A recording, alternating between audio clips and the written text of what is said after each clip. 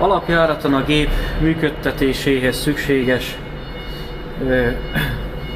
dolgok a hátsó lézer fénysorompónak.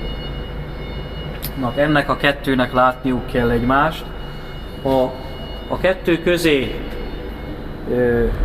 benyúlunk, vagy átmegyünk a fénysorompón, akkor lent piros leddel jelzi a fénysorompó, hogy valami miatt nem tudják látni egymást. Amint kijövök, megszűnik ez a hiba, ez annyit jelent, hogy rendben van minden, látják egymást, de ha bementem hátul a gép mögé, például az ütközőket beállítani, minden esetben újra kell aktiválni a sárga vagy a kék reset gombot.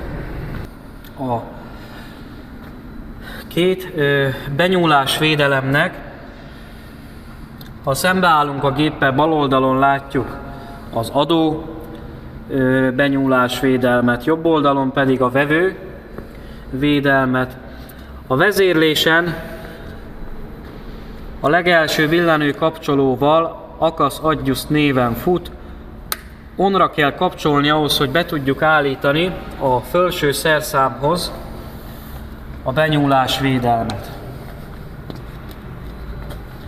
Ha megnézzük ennek a két lézer fénynek az állását, az egyik egy kicsit föntebb van, és a szerszám alatt van, a másik pedig kintebb van, ez szolgál a kezünk védelmére. Ezeket a belső fénycsóvátnak a tetejét be kell, hogy állítsuk, hogy a teteje körülbelül a szerszám alatt legyen, vagy akár rá is lóghat 1 millimétert, de nagyon nem szabad, hogy rálógjon. Ebbe az állásba teszem fönt,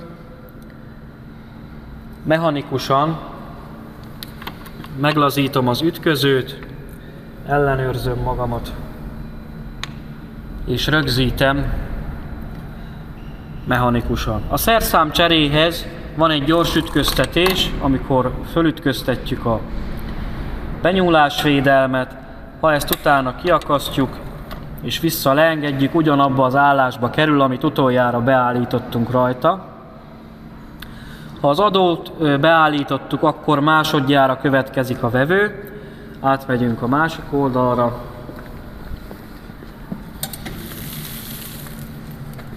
Ez szintén erről is tudunk szerszámot cserélni, tehát a gyors ütköztetés az működik.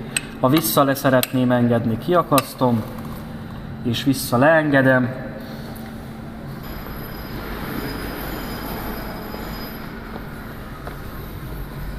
A vevő oldalon az adónak bele kell világítani a belső fénycsóvának 2 lyukba, a külső fénycsóvának 1 darab lyukba, szintén mechanikusan az ütközőt meglazítom, beállítom, hogy ez szépen belevilágítson. Teljes egészébe bele kell, hogy világítson, tehát az az állás, hogy az egyik lyukba csak félig világít bele, nem megfelelő.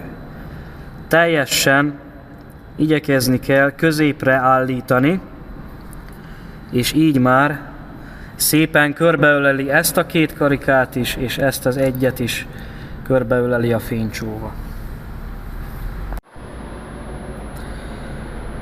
Amikor a benyúlásvédelmet beállítottuk, az Akasz Adjustot offra vissza ki kell kapcsolnom, mert csak off üzemmódban tudok a géppel automata üzemmódban hajlítani, tehát mindig offon kell, hogy legyen. Ez csak azért szükséges, hogy a felső szerszámhoz be tudjuk állítani a benyúlásvédelmet.